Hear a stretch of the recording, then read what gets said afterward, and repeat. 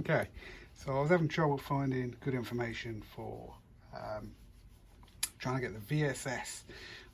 So let me start from the beginning. Okay, on the Megasquirt 3, you can actually do something cool and show like your miles per hour and your gear and get us to do some automatic timing and stuff like that. What you need for that is obviously the car needs to know how fast it's going, and you can do GPS to your tablet or bits like that, but obviously if you don't have your tablet hooked up, you won't be able to get that kind of information. So under Advanced Engine, there is a setting called Speed and Gear Sensors. Yeah, if I manage to hit it with the buttons. Okay, so in here, these are the settings that you're meant to use. Sorry if you can't see that. I'll post a screenshot, or a link to a screenshot in the config in the video. And I thought I had everything that was needed to make that work. It is a 1993 with cruise control. Now, the cruise control module receives the vehicle speed sensor, or we're going to call the VSS from now on, the VSS input, and I thought it went straight down to the ECU also, but apparently it doesn't, because no matter what I try, what settings I use, I am not reading VSS in the logs. So what that meant is we need to pop the cluster. Now this went surprisingly well, and touch plastic trim, nothing's broken so far. Take off the shroud that goes around your steering column, then undo a couple of screws there and there, and then you just pull gently. In fact, basically just keep rocking it and pulling gently until a couple of minutes later the cluster hood will pop off. That came off okay, and then you just remove the visible screws and you can pop forward the that's the speedo cable. You can pop forward the cluster and you're left with this. Okay, so far so good. Next step is we want to get the Vss Info to the Megasquirt, which is buried obviously down there, and we're going to connect it into one of the options plugs. So let's have a look at the back of the cluster and we'll see where the VSS information is coming from. So taking a look at the back of the cluster, and you'll notice everything's upside down, and I'm going to keep moving the camera around until I see, there it is, RSW, which I think stands for a read switch, but I don't actually know. So there's a little read switch that comes off this, which gives a pulse, which will allow the Megasquirt to actually translate that into a vehicle speed, so we can put up as miles per hour. We'll have a look at those settings once we actually finally get an RSS feed. So we've got a little screw there. What we need to do is we need to put something onto there and run that through the car. So let's have a look what we got. Okay, we're going to need some wire. I'm going to use a red wire. I should use a black wire. I'll use black wire because it's I don't know if it carries a current or not, but I don't want to run the risk of anyone in the future trying to tap it for power, so I'm going to use a black wire. I will label both ends, and you're going to want to have one of these little things. Hopefully you've got one of these. Who doesn't? And we can just kind of unscrew that, put it underneath. Ta-da! Let's find out. Got one soldering iron. I'm gonna just unthread a little bit of cable, but I'm not going to chop the other end of it until we know exactly where we're going. I'm going to use the wire stripper because once you've bought one, finally, so much easier than all the other methods.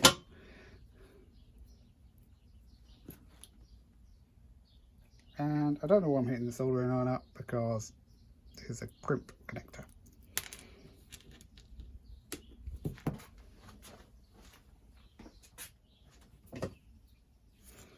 Okay, on this wire stripper, you've also got this cool crimper. So what I'm going to do, tuck that out the way.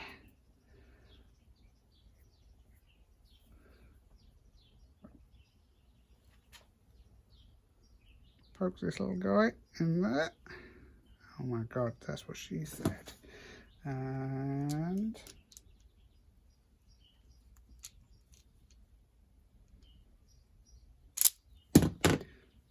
you better crimp that in. Nicely done. Just make sure she's good. But try not to break the shield in. And we are good. In fact, because it's going on the cluster and I don't want to have to go to here ever again,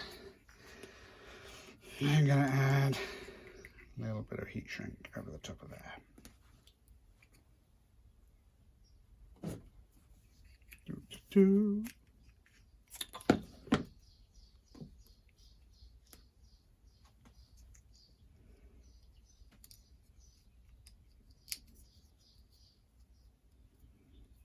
Okay.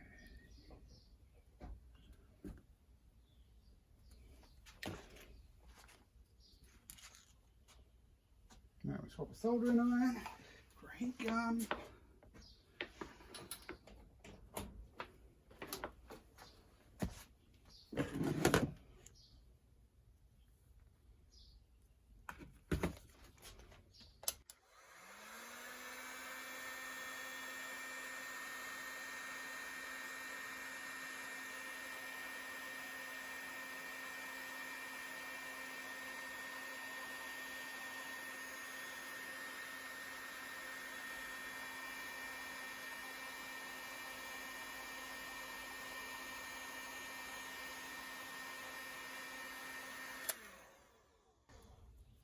Ooh, hot. Who would have thought it?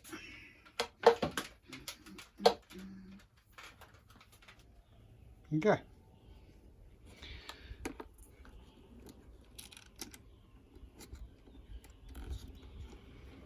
Let's change that. And realise that I put my camera way in the way. There we go.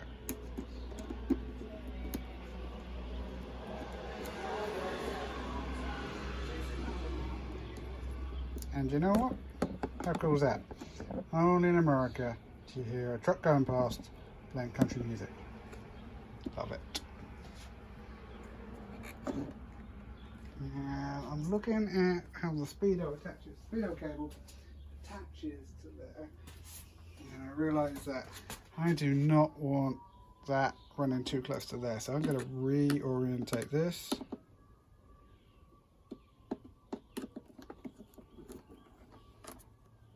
To go almost directly downwards. Okay, if I have to change that direction again, I'll let you know.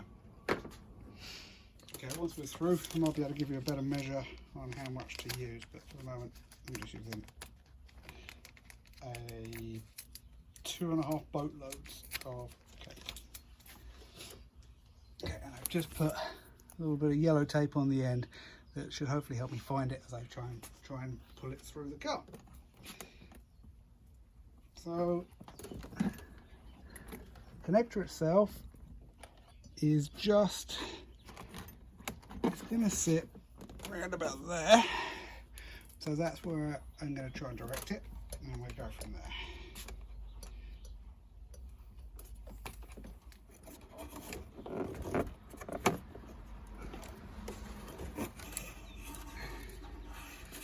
Okay, like that's actually gone through pretty well. Okay, that's taut to the cluster, and the cluster is probably about 2 feet away from where the cable goes in, so we definitely need to pull back and loop a little bit more under there. So we've gone over there, over this top safety bar, and then I'm going to see if I can pull it behind the center cluster. Let's have a look. Place your bets.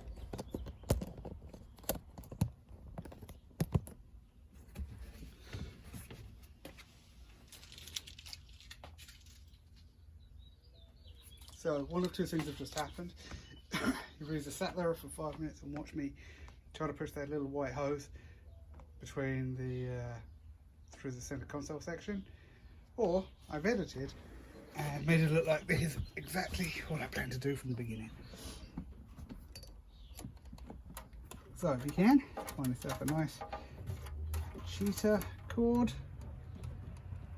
or something that you can push through and actually have a bit of direction on, and pass it through. And then once you've done that, attach your cable. Do one last double check that you haven't got it looped through something you don't want, like the camera stand or the cluster hood. Tape it up.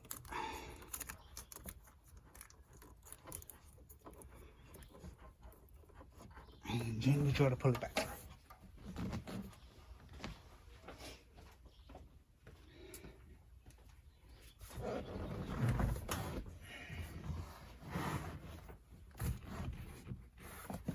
Bucket seats are the worst. Trying to slouch over for doing this sort of work. So just guiding it through, make sure it doesn't get caught in anything that you don't want it to. And we're through.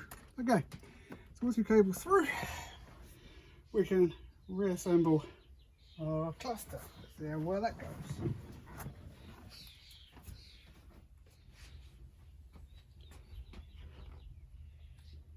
Okay, there were 1, 2, 3 cables and 1 speedo unit to reconnect.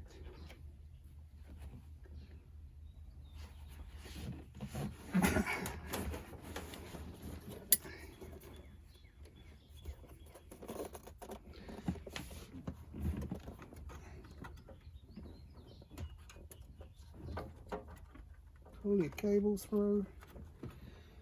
If you remember which one it is that you've just put in.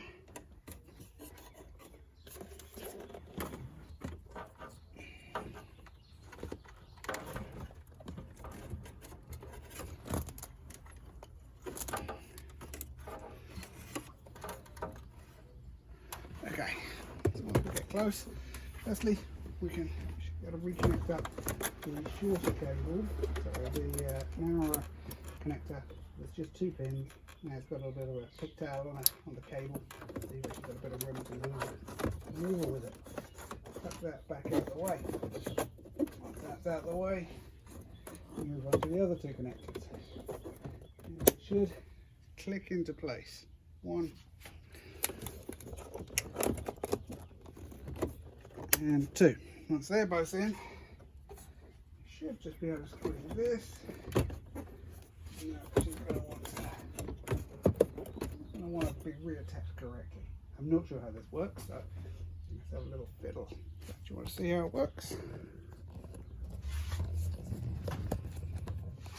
Okay, this is the connector. It's like a little funnel, and that's what it has to go onto.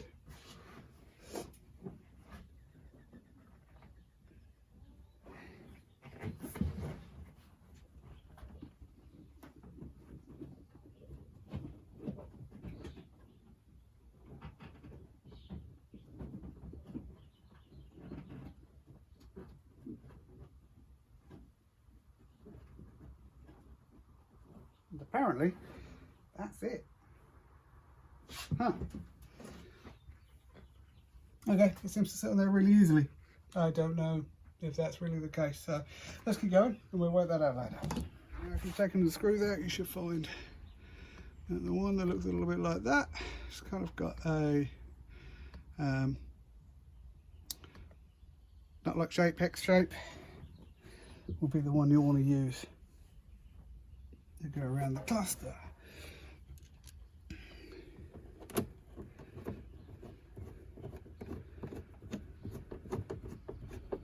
One,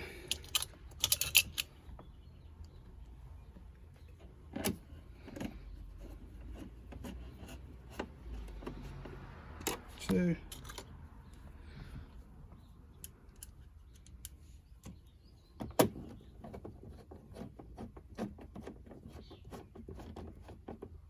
three,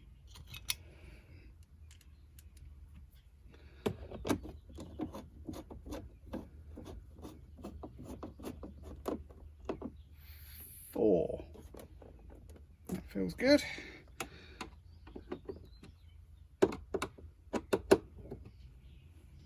Now one final check that they've all gone okay. Now this car has an aftermarket immobiliser on it, which just means that it's a real pain. So I'll put the hood, that hood thing on in just a few minutes. Let's have a look at the Speedy. No, Megasquirt Pro 3. So when I received the Megasquirt, I pre-populated the options plug with the cables provided. Thankfully, it all comes nicely packaged, and I hadn't plugged them in up to now because there was no need for any of these to be connected. But according to the manual, option plug L, which is on the connector, is the 6-1 in 1, 2, 3, 4, 5, 6. Yeah, on the plug from the left when looking at it this way. Is already there. So I've stripped back the cable, on the one that comes under the dash, and I've kind of trimmed back the cable to a slightly more reasonable length, and we're going to connect those together. So for that, we're going to use a crimp.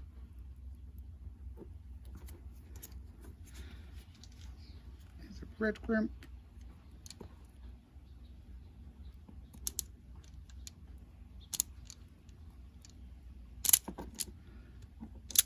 Means that we use the red satin on the crimper.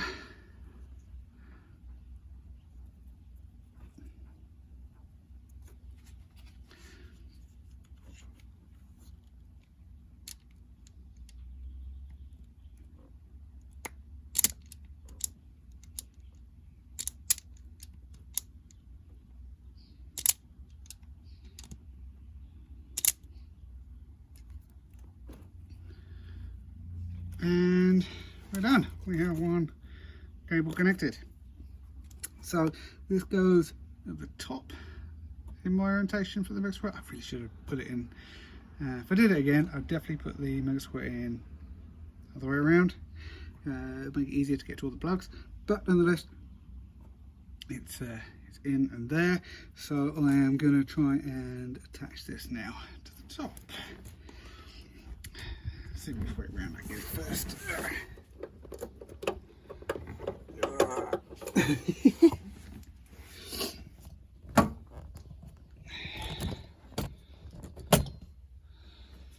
Okay, cut to that meme, that SpongeBob meme where it says, "Sometime later."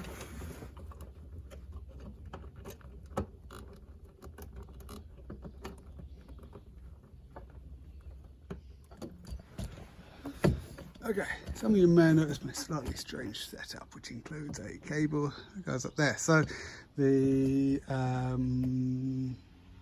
Raspberry Pi has 2 power inputs, so I sometimes plug it into the garage directly, so I can actually remote into it using TeamViewer. Just when I want to kind of grab my logs and stuff like that, means I can leave it on overnight and not have to worry about draining the battery. What that does mean though is when I've forgotten to turn it off, I have to kind of switch it over on the fly. So let's start the engine.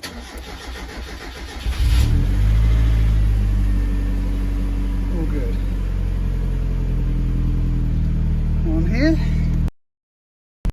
I'm just going to close that.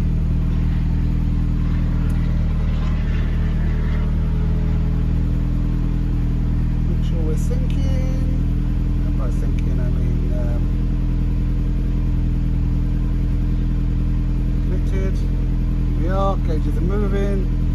I'm going to start data logging, so if I don't see anything move on the gauges, then I can check the logs and we can see if actually there was anything in VSS showing on there. Okay, so then just all I'm going to do is I'm going to roll backwards and I'm going to roll forwards, and we'll see if we get like anything moving. I'll see if I can give you a slightly better view. Okay.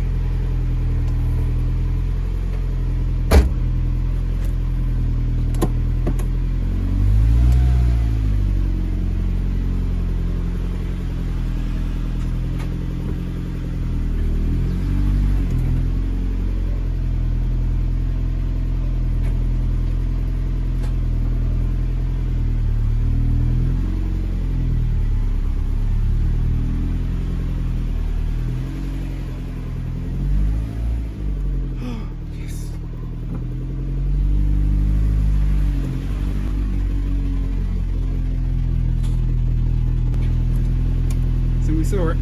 2 miles an hour. Great news. Okay, let's work. Okay, so there are a few more settings you want to play with just to make sure you got everything how you want it. So I've just remoted on to the Raspberry Pi, and so we can just go through those settings. So the first one we want to look at is the vehicle weight page. So this page is a vehicle specs, and in here you can add additional information if you want to kind of for things to do with timings, and also for it to try and help you out with torque numbers and power numbers and stuff. So here you can add the vehicle weight. Now the stock NA is 2,120 pounds according to the internet, and I've taken some bits out and I've put some bits in, and I don't actually know the real weight, but I'm going to guess 2,170, maybe 2,200. In fact, let's up it to 2,200, and then we'll try and get that weighed. Okay, burn that. Tyre pressures are on 27 psi, front area 18.4, that's thanks to Google and the Miata.net forum, and the aerodynamic track coefficient is also from the Miata.net forum. Okay, and close that one. The other thing you want to look at is under advanced engine and speed and gear sensors, is where you want to make sure that you've got the VSS input type is digital. The digital input is coming from our newly wired connection, digital frequency in 2. Set your wheel diameter. Your best bet there is to Google your tyre and the word wheel diameter, and you can find that from there. That's in metric. It doesn't look the same as what I found it a minute ago, so we might want to just double check that. So again, tyre diameter. We go to the page. We're looking for 15-inch wheels, and we are running 195 50/15s, I believe. Yeah, and 576 millimeters is the diameter.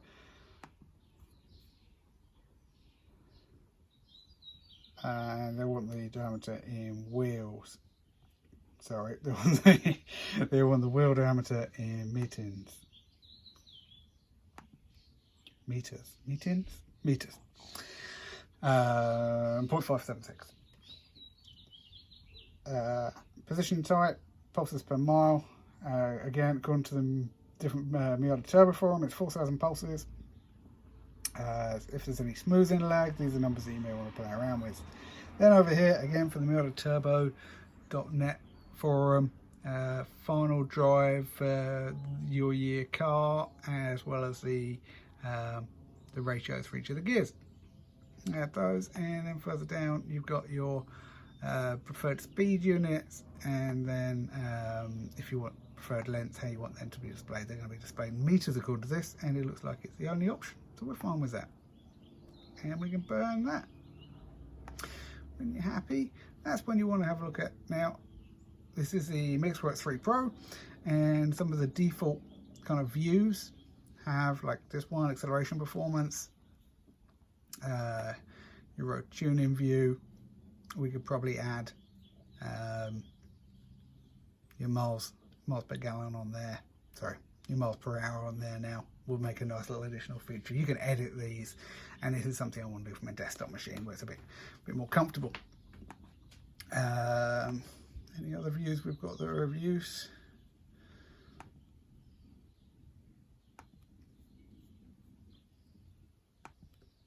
Really. So now it's just a matter of going out there and trying it, see what we got. Okay, hope that helped. Any questions, let me know. So this is where we sit currently. The VSS is done, the engine's run okay. There's new engine mounts, because I was getting quite a lot of noise under deceleration because of where all the piping is. There are new slimline fans to come. I don't know if they make a difference, but they should give it a little bit more clearance away from the intercooler piping. Heat shields in, and we're there. If you have any questions about the VSS setup, let me know. I'll hope to get a running video for you out hopefully in the next week, but that's all good fun now. Let's take a look at the lights dash. So the current gauge looks like this, with speed and gear showing. We'll see how accurate the gear and speed are when we get a couple of test runs in tomorrow. Till then, if you've got any questions, just drop a comment. I'll see if I can get back to you with any help.